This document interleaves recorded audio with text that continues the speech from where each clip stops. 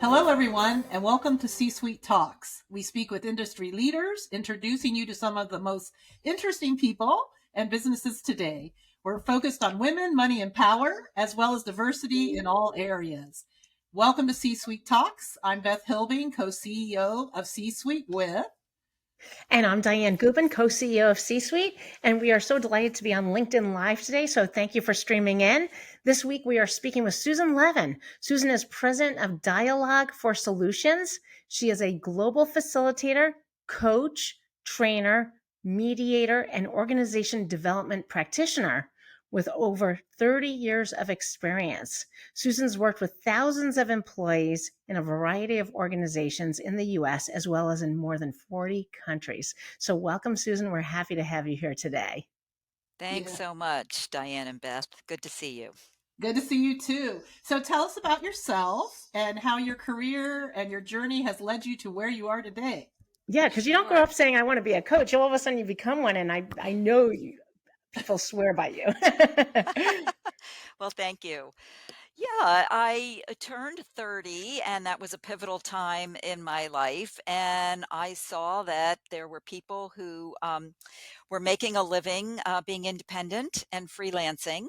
And I was working for a telecommunications consulting firm at the time. And freelancing and independent work wasn't that common way back then. And so I realized, though, that I could give it a go. And if it didn't work, I'd be looking for another job. So it ended up working. I didn't quit my day job, however.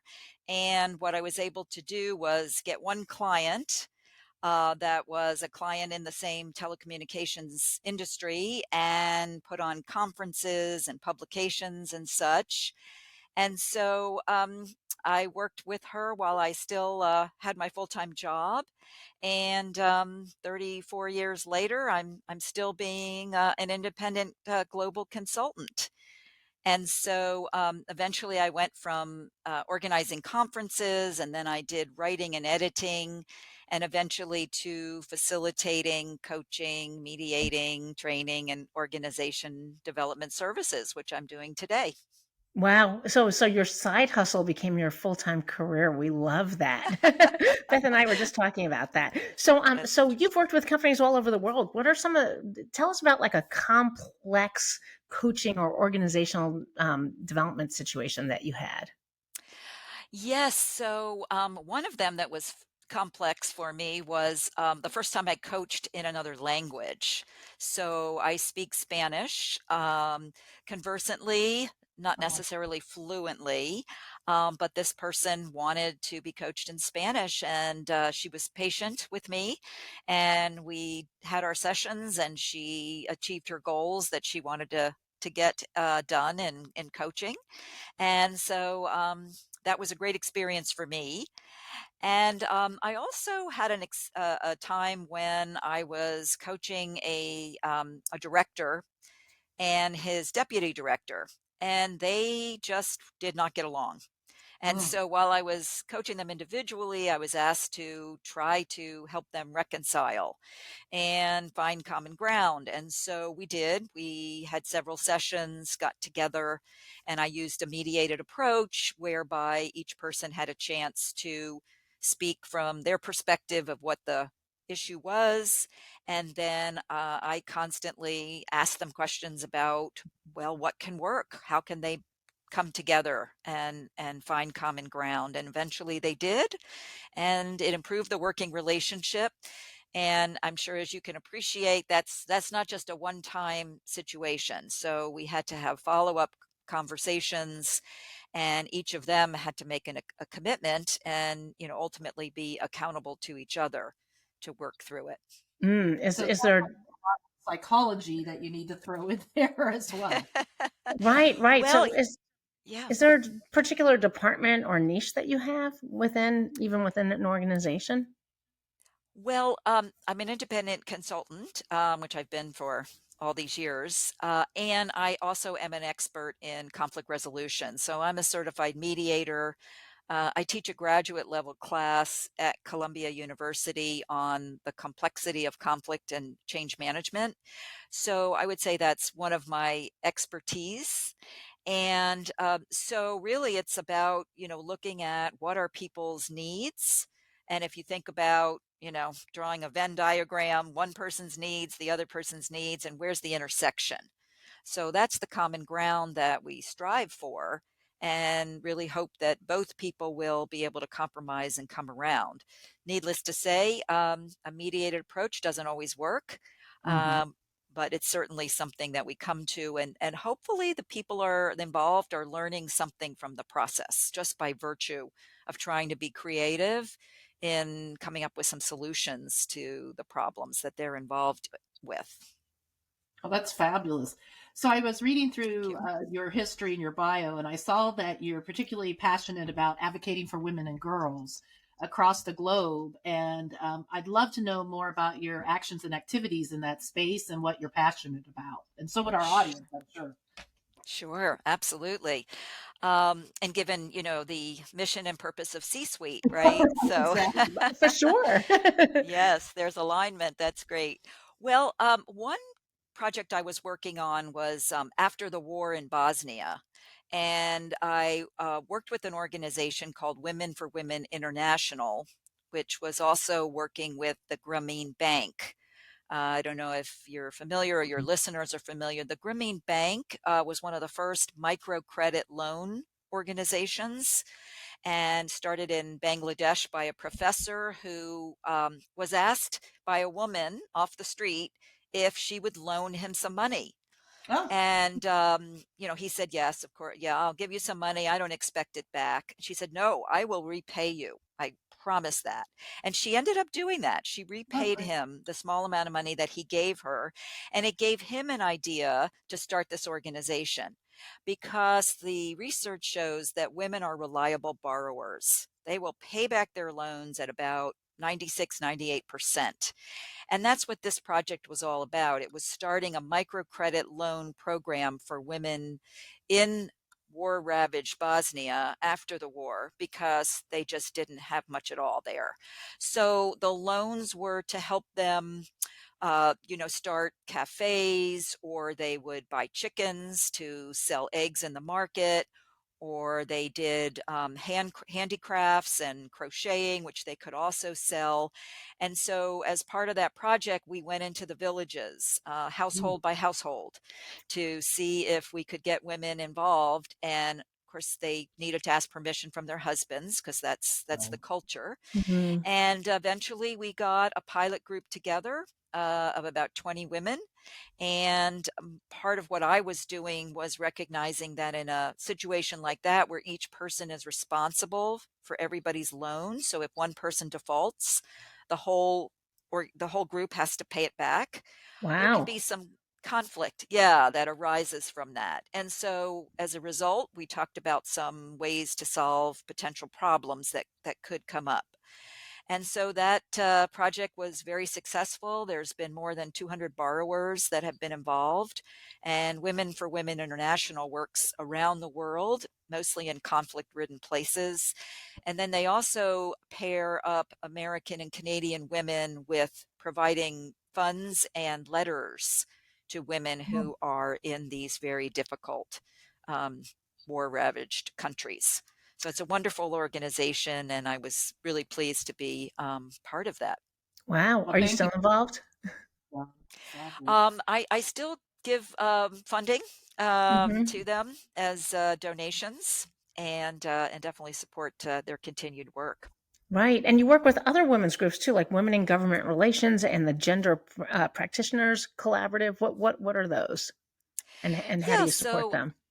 yes. So for both those groups, I have facilitated retreats for them in strategic planning, so helping them envision their future, and then also in strengthening the way that the group works together.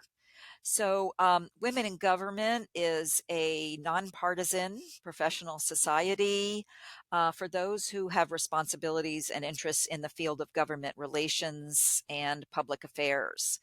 So they were founded in 1975, and they have over 200 members at every career level in government, and they represent a wide array of private, nonprofit, and public sector organizations. So a So you're wonderful getting group them to of talk across the aisle, right? Yes, absolutely. Absolutely. All parties are represented there, and the women all come with just a deep bench of knowledge and expertise and experience.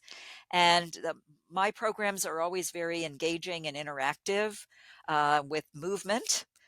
So people aren't just sitting and listening and talking from their heads, but also from their hearts and from their actions. So by the end, there's concrete commitments.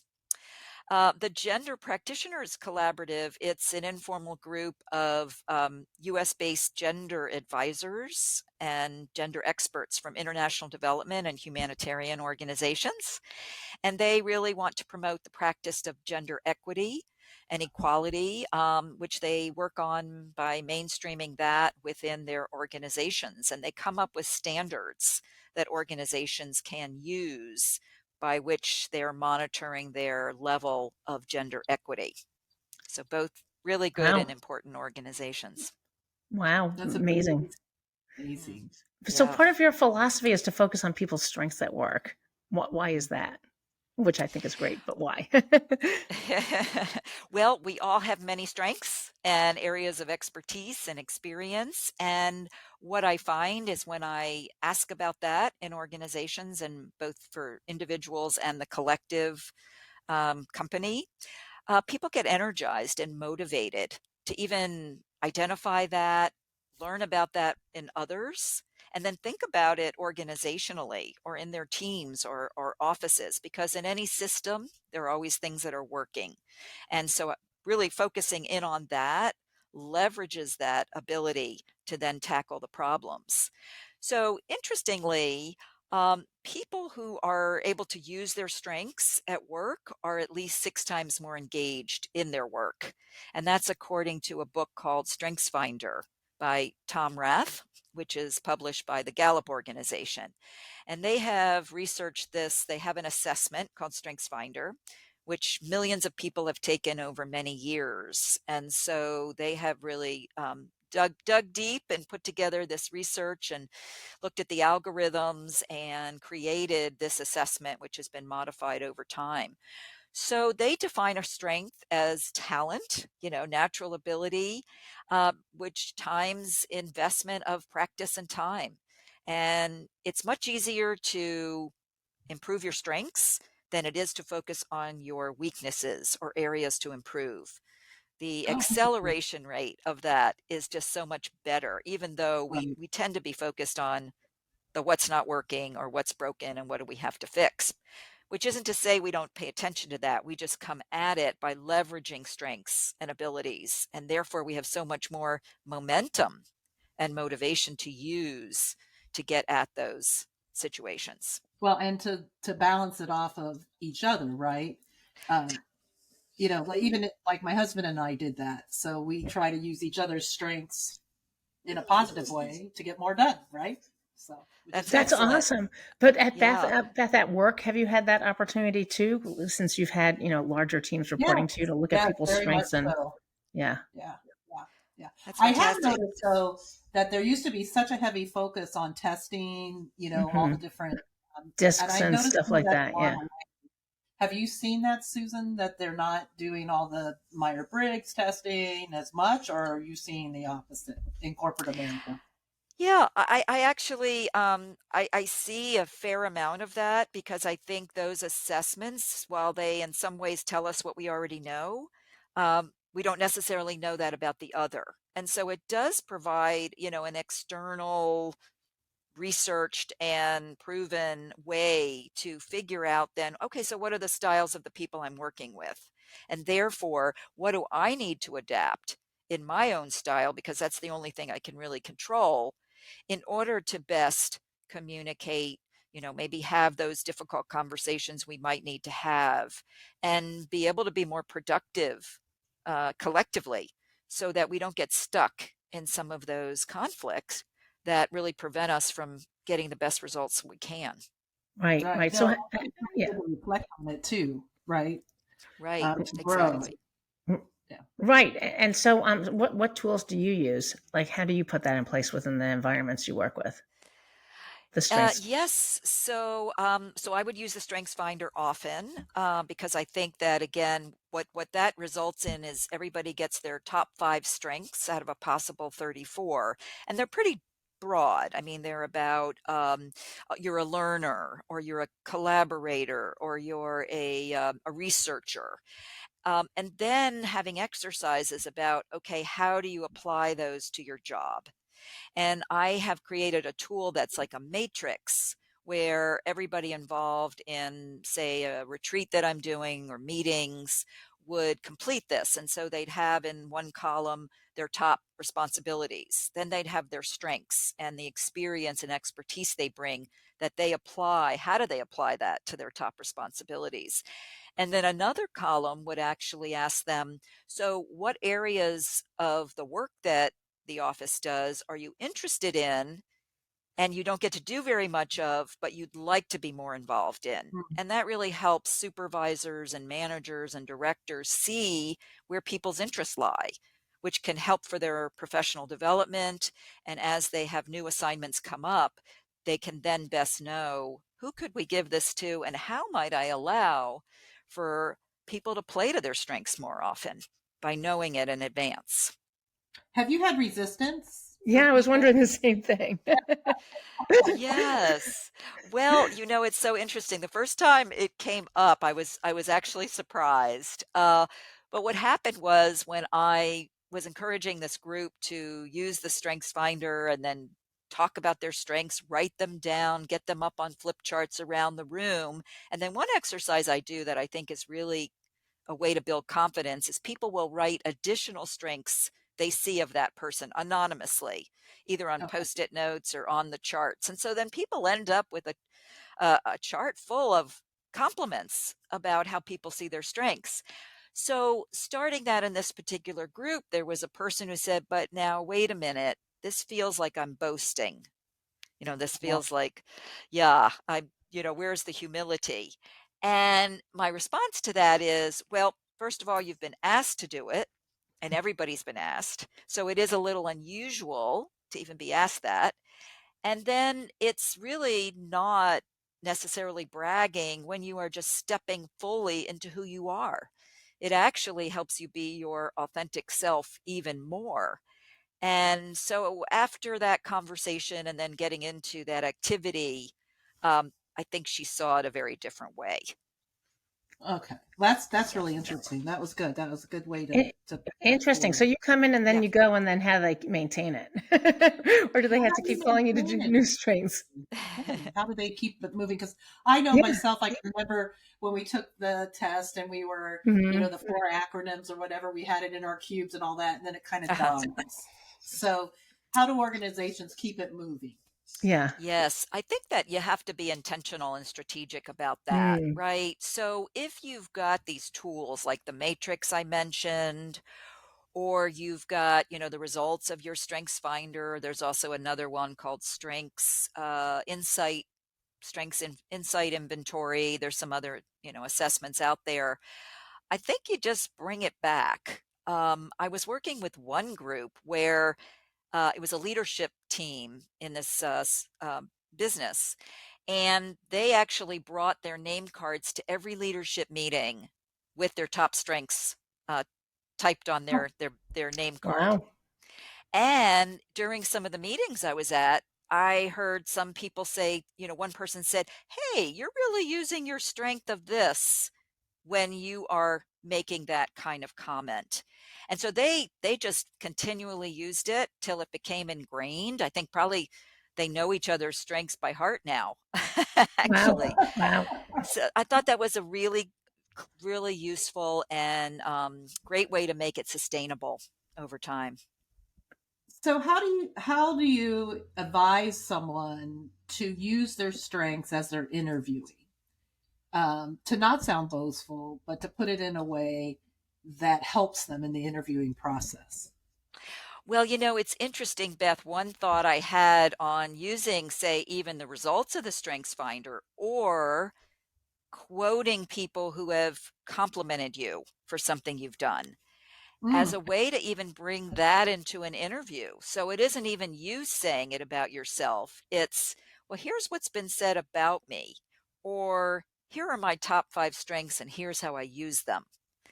So I think it provides a bit of external proof of what somebody is good at, and I think that may even lend itself to a stronger way to demonstrate your strengths and explain them. Right, because in many ways, for the interviewer, they need to hear it more than you need to say it. And so, unless they hear it, they're not going to know it for Exactly. And, sure. as you two know, in interviews, often people are presented with scenarios, right? Hmm. What would you do in this case, Right, kind I of hate thing? them. right, S- for No, sure. That never happens to you, Beth, right? Oh my gosh. well, Uh, Diane owns a professional search firm, so I'm sure she coaches quite a I, few I people. see it quite a lot. You got to uh, tell people about your skills for sure, for that's sure. right. Exactly. You have to Yeah. lean in, as is often said, Yes, right? yes. And Susan, so how can people get a hold of you?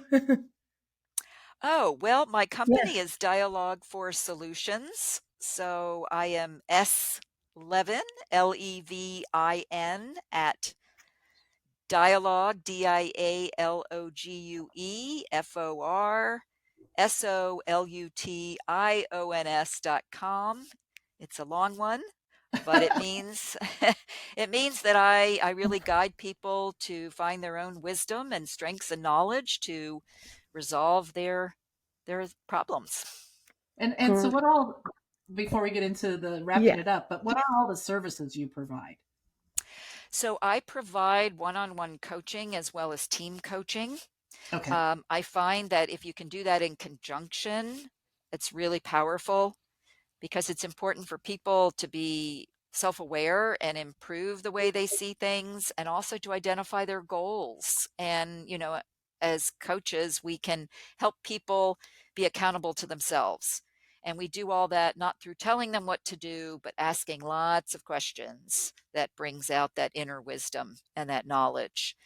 And so I also do organization development services, which means I work with companies and nonprofits and federal government agencies to take them through a longer process. It's not just a 1 or 2 off kind of meeting facilitation, but really looking more deeply at what's the vision, what are the strategic objectives. I'm working with one group right now where they want to restructure, so helping them to do that. Um, and then being able to look at what needs to change and what doesn't. Not everything needs to shift, right? And that's Yeah. where the strengths and acknowledging what's working comes in, because then we keep that good base and that Yeah, good no, that's foundation great. It's intact. all those great That's mediation wonderful. skills at work. That's right. That's right. Exactly. Wonderful. Well, we want to thank you so much, Susan, for being with us today. Thank you. And thank you for being part of C Suite as well. We want to thank our sponsors, My Google, pleasure. Paul Hastings, City National Bank, Manette, Interpublic Group, and of course, Amplify Professional Services, Executive Search, and IT Consulting.